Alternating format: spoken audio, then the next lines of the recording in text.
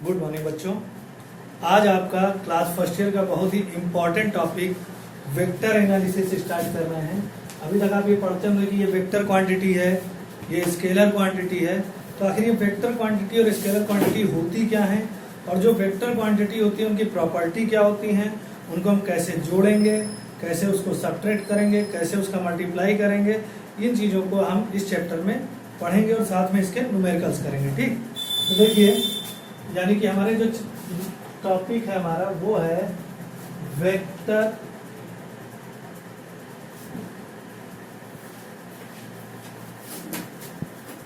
Analysis.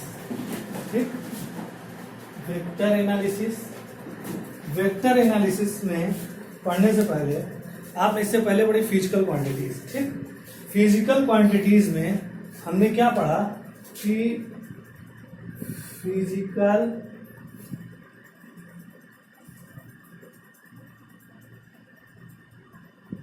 Quantities में हमको उनकी एक न्यूमेरिक वैल्यू पता होती थी और एक उनकी यूनिट पता होती थी। ठीक, तो फिजिकल क्वांटिटी को कुछ चीज़ों के बेस पर हमने 3 पार्ट में बांट दिया। ठीक, पहला पार्ट हमारा है स्केलर क्वांटिटी। स्केलर क्वांटिटी दूसरी है हमारी वेक्टर क्वांटिटी, और तीसरी है tensor quantity.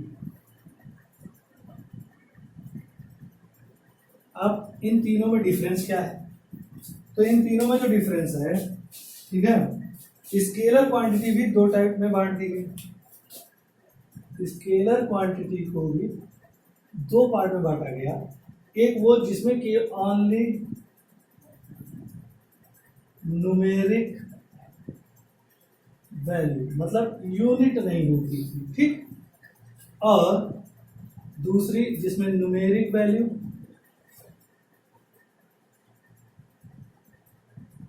Plus magnitude, sorry, plus unit. ठीक, इसका एग्जांपल जैसे रिफ्रैक्टिव इंडेक्स ऑफ वाटर, उसमें मैग्नीट्यूड वैल्यू होती है कि इतना होता है, लेकिन उसकी कोई यूनिट नहीं होती है।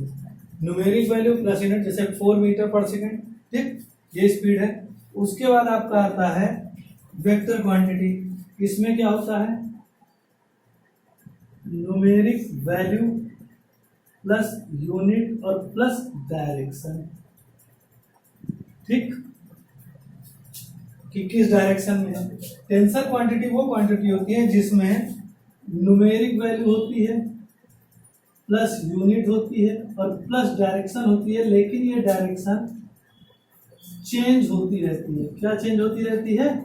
डायरेक्शन चेंज होता रहता है। ठीक है, तो इसको टोटली डिफाइन आप नहीं कर सकते हो। तो सबसे पहले आप समझ गए होंगे स्केलर क्वांटिटी किसे कहते हैं, वेक्टर क्वांटिटी किसे कहते हैं और टेंसर क्वांटिटी किसे कहते हैं। हमारा जो मेन चैप्टर है वो हमारा चैप्टर है वेक्टर क्वांटिटी।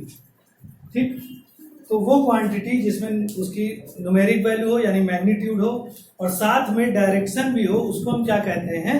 वेक्टर क्वांटिटी कहते हैं। ठीक है, तो इसकी डिफिनीशन आप अपनी बुक से लिख लीजिएगा। अब कितने टाइप्स ऑफ वेक्टर क्वांटिटीज होते हैं? टाइप्स ऑफ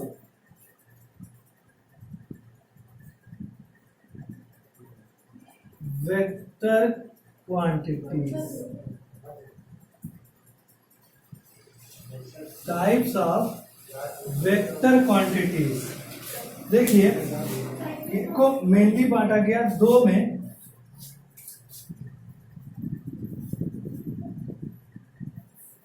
पोलर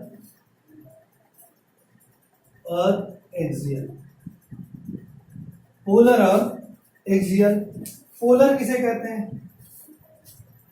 ऐसा वेक्टर जिसका स्टार्टिंग पॉइंट और एंड पॉइंट डिफाइन किया जा सकता है, उनको हम क्या कहते हैं? पोलर वेक्टर कहते हैं।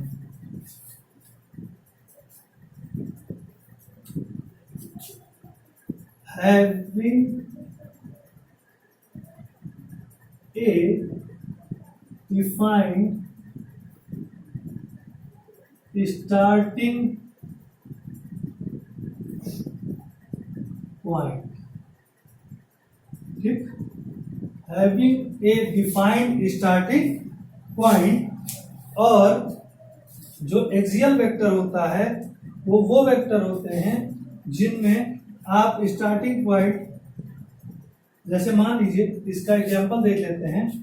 इसका एग्जांपल मान लीजिए कि ये एक सरफेस है, इस पर कोई एक बॉडी रखी हुई है और उसके आप फोर्स ऐसे लगा रहे हैं, फोर्स ऐसे लगा रहे हैं तो उसका स्टार्टिंग पॉइंट ये ओ हो गया, ठीक। तो जब स्टार्टिंग पॉइंट आप शो कर सकते हो और तो वो क्या कहलाता है, पोलर, पोलर वेक्टर कहलाता है। और एक्सियल वेक्टर किसे कहते हैं, ऐसे वेक्टर जो जिनकी डायरेक्शन अलोंग द एक्सिस होती है। डायरेक्शन क्या होती है,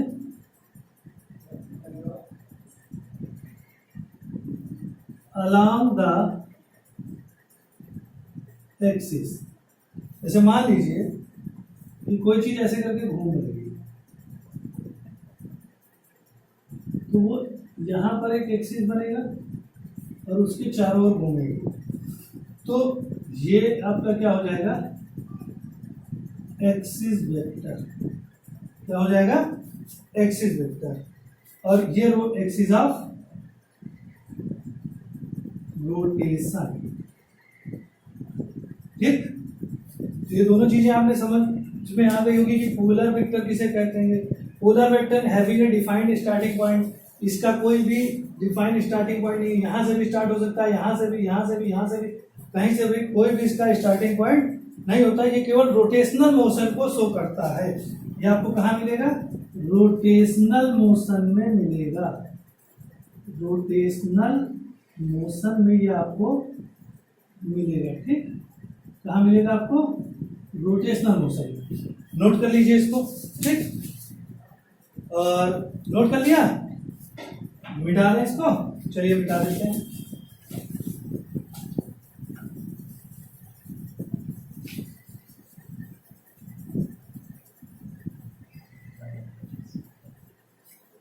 ठीक, अब देखिए आपके पास दो अलग अलग वेक्टर हैं, उनके बेस पर कि वो पोलर वेक्टर है। नॉर्मली आपके कोर्स में जो ज्यादा पूछा जाता है वो पूछा जाता है पोलर वेक्टर। तो पोलर वेक्टर को कितने पार्ट में बांटा गया है, तो पहला आपका है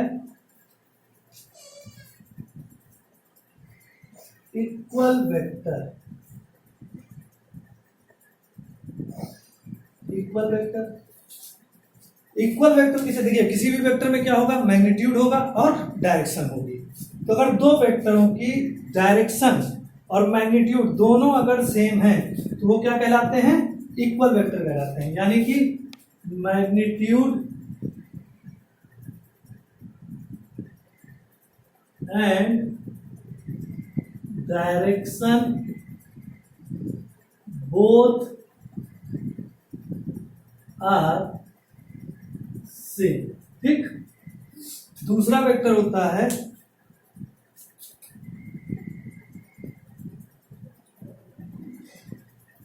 पैरेलल वेक्टर। पैरेलल वेक्टर किसे कहते हैं, जिसमें मैग्नीट्यूड तो सेम नहीं होता है बट डायरेक्शन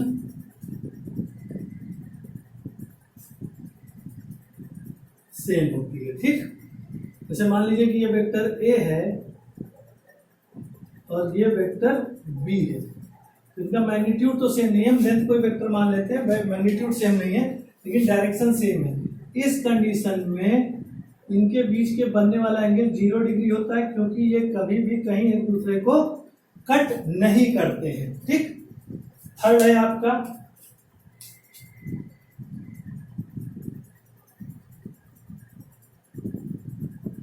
अपोजिट वेक्टर्स, यानी कि यहीं से निकालिए, जब पैरेलल था तो डायरेक्शन सेम थी, अपोजिट है तो डायरेक्शन अपोजिट हो जाएगी, ठीक। जब डायरेक्शन अपोजिट हो जाएगी, लेकिन यहां एक चीज और कंडीशन दी गई है, मैग्नीट्यूड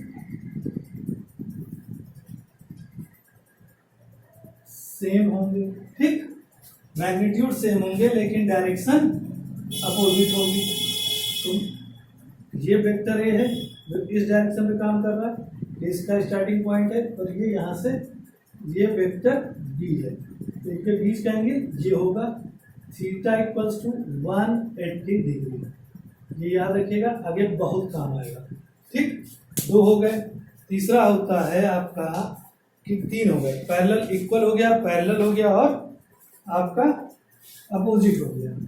उसके बाद आता है कोलिनियर वेक्टर। चौथा आपका आता है कोलिनियर वेक्टर। कोलिनियर वेक्टर उसे कहते हैं जिनकी डायरेक्शन सेम होती है, ठीक है, और एक ही डायरेक्शन में काम करते हैं। जैसे कई वेक्टर हैं उसमें उनके मैग्नीट्यूड वो पैरेलल भी होते हैं और साथ में कोलिनियर भी होते हैं। जैसे vector A, vector B, vector C, ये क्या हो गए, ये कोलिनियर वेक्टर हो गए, ठीक। उसके बाद तुम्हारा क्या आता है, उसके बाद तुम्हारा आता है कोप्लानर वेक्टर। कोप्लानर वेक्टर जो सेम प्लेन में हो, ठीक, कहाँ हो, सेम प्लेन में। ये भी आपकी समझ में आएगा जब आपने पढ़ा होगा कि 3 एक्सिस होते हैं, एक्स, वाई और जेड। तो ये एक्स और वाई को मिला के एक प्लेन बनता है, एक्स और जेड को मिला के एक प्लेन बनता है, और इसको मिला के एक प्लेन। तो जैसे यहाँ पर वेक्टर है, तो ये एक ही प्लेन में है। कौन से प्लेन में है, वाई जेड प्लेन में। तो ये क्या कहलाएंगे, कोप्लानर वेक्टर। जो यहाँ पर 2 वेक्टर हैं, ये वाई एक्स वाई प्लेन में है, ये क्या, ये दोनों तो आपस में होंगे कोप्लानर, लेकिन ये और ये आपस में कोप्लानर नहीं होंगे, ठीक। उसके बाद आपका आता है नल वेक्टर। 6 आपका आता है नल वेक्टर। ऐसा वेक्टर जिसका मैग्नीट्यूड जो है वो 0 हो। मैग्नीट्यूड क्या हो, 0 हो, उसको हम क्या कहते हैं, नल वेक्टर कहते हैं, ठीक। उसके बाद आता है बहुत ही इंपॉर्टेंट यूनिट वेक्टर। इस पे न्यूमेरिकल्स भी आते हैं, यूनिट वेक्टर, ठीक। अच्छा, एक चीज, हम किसी भी वेक्टर क्वांटिटी को शो करते हैं तो आप पढ़ते आ रहे होंगे। जैसे मान लीजिए ए वेक्टर क्वांटिटी है तो वेक्टर ए, बुक में क्या किया जाता है, अगर ये नहीं लिखा तो यही ये बहुत डार्क करके लिख दिया जाएगा। तो अब आप समझ जाइएगा कि वो वेक्टर क्वांटिटी है, ठीक। तो वेक्टर तो हमने ऐसे लिख दिया, लेकिन ये यूनिट वेक्टर है, और यूनिट वेक्टर की जो डिफिनीशन होती है उसके हिसाब से वो वेक्टर यूनिट वेक्टर होते हैं जिनका मैग्नीट्यूड क्या होता है, 1 होता है। मैग्नीट्यूड क्या होता है, 1 होता है, ठीक। तो 1 होता है तो हम कैसे पता करेंगे, कहीं पर लिखा हुआ है कि वो यूनिट वेक्टर है कि नहीं है। तो उसके लिए हमने एक सिंबल बना लिया। हमने यूनिट वेक्टर को शो करने के लिए हम ए लिखेंगे और उसके ऊपर ऐसा साइन बना देंगे। इसको हम पढ़ते हैं कैप ए। क्या पढ़ते हैं, कैप ए। ध्यान रखिएगा, कैप ए यानी कि यूनिट वेक्टर, ठीक। अब देखिए इसका एक फार्मूला बन जाता है यहीं पर, कैप ए इक्वल्स टू